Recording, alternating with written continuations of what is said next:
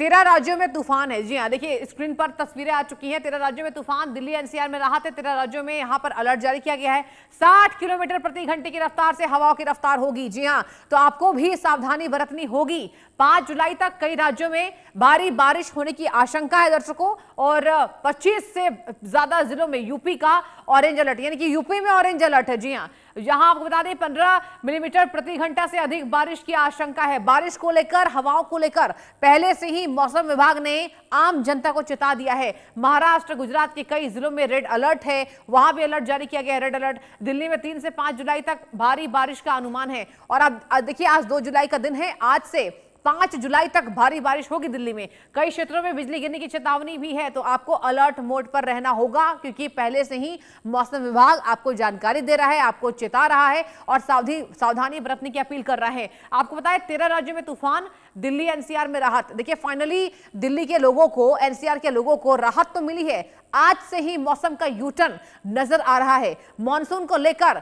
किसान टकटकी लगाए बैठे थे, लेकिन आज से मॉनसून ने दस्तक दिल्ली में दे दी है। एनसीआर में भी राहत है। आज का तापमान, चलिए शहर के अनुसार आपको बताते हैं आज का टेम्परेचर क्या है। शहर Delhi 34 degree Celsius maximum temperature, न्यूनतम लखनऊ की बात करेंगे 33 और न्यूनतम 29, पटना 34 न्यूनतम 29, जयपुर 34 अधिकतम 28 न्यूनतम, शिमला 26 अधिकतम 20 न्यूनतम, नैनीताल 24 अधिकतम और 23 न्यूनतम, दिल्ली 34 डिग्री सेल्सियस अधिकतम और 29 न्यूनतम, मुंबई 27 और न्यूनतम भी 27 है, लखनऊ 33 और न्यूनतम 29, रांची 29 डिग्री सेल्सियस और न्यूनतम 24 डिग्री सेल्सियस।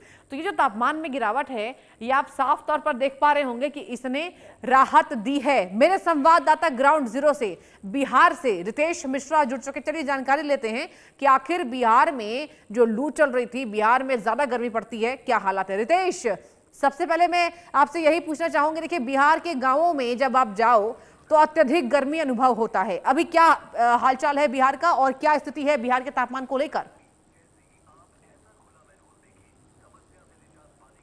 बिल्कुल, अभी देखिए ना कि अभी मैंने रिपोर्ट बनाकर थोड़ी देर पहले दिया, झमाझम बारिश यहाँ पे हो रही थी, मूसलाधार बारिश, लगा कि एकदम अब राहत मिल गई। अभी देखिए कि अभी 15 मिनट पहले देखिए इतनी तेज धूप हो गई है कि यहाँ खड़ा रहना मेरे लिए मुश्किल हो गया। अब समझिए कि बिहार के ज्यादातर जिलों में आज बारिश हुई है, तकरीबन 15-16 जिलों में खूब मूसलाधार बारिश हुई। अच्छा। लोगों को लगा कि अब चलिए, अब तो भाई मौसम में राहत मिली है, अब तापमान में कमी आएगी, क्योंकि ठंडी हवाएं चलने लगी थी।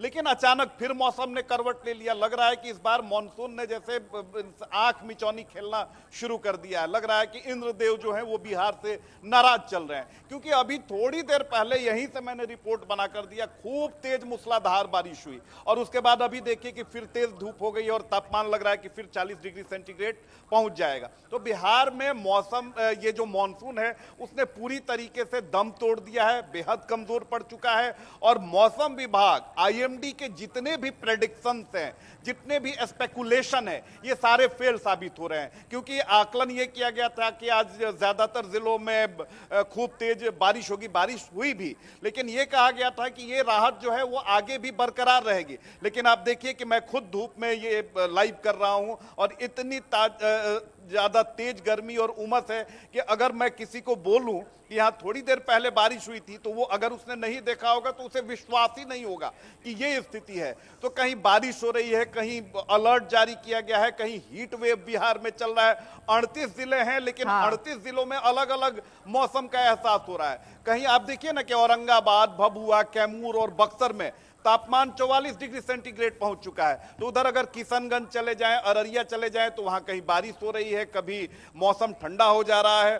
तो बड़ा अनप्रेडिक्टेबल हो चुका है और बिल्कुल कहा जा सकता है कि प्रकृति की जो मार है वो बिहार वासियों को झेलनी पड़ रही है। चलिए, लोगों को बहुत ज्यादा गर्मी से परेशानी है, तपिश है, उमस है और लोग एसी में, कूलर में रह रहे हैं। गांव में भी अब बिजली घर घर है, तो वहां भी लोग पंखा वगैरह का इंतजाम और कूलर का कर रहे हैं। लेकिन सबसे ज्यादा परेशानी की बात किसानों के लिए है, क्योंकि ये जो मौसम है वो बेहद महत्वपूर्ण है। अभी कई फसलों की बुआई होने वाली है, चाहे वो धान की बुआई हो या अन्य जो फसल होते हैं उसकी बुआई हो, सब्जियों की बुआई अभी ही होती है। और बारिश नहीं होने के से किसान बेहद परेशान है, क्योंकि देखिए डीजल की कीमतें आसमान छू रही हैं। ऐसे में पंप सेट को चलाना, अन्य जो कृषि के जो यंत्र होते हैं उन्हें चलाना काफी मुश्किल साबित हो रहा है किसानों के लिए। तो ऐसे में उन्हें इंतजार था कि भाई बारिश होगी तो हमारे खेती और किसानी में इसका लाभ मिलेगा, राहत होगी।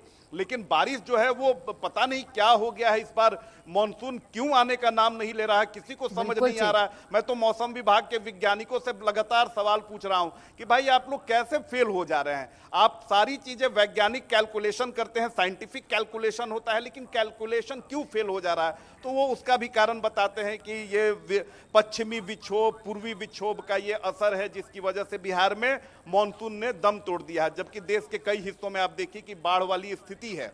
तो अभी थोड़ी देर पहले यहाँ पर रितेश, देखिए मौसम मुझे जो लग रहा है वो आपको खुशगवार हो देखकर चुका कि था। अभी भी लोग बिहार में गर्मी है। रितेश, अभी भी बिहार में गर्मी है, मुझे आपको ऐसा देखकर लग रहा है, क्योंकि बिहार में राहत बहुत मुश्किल से मिलती है गर्मी से। बिल्कुल, अभी देखिए ना, मेरे चेहरे को देख लीजिए। अभी थोड़ी देर पहले मैंने यहीं पे रिपोर्ट बनाया।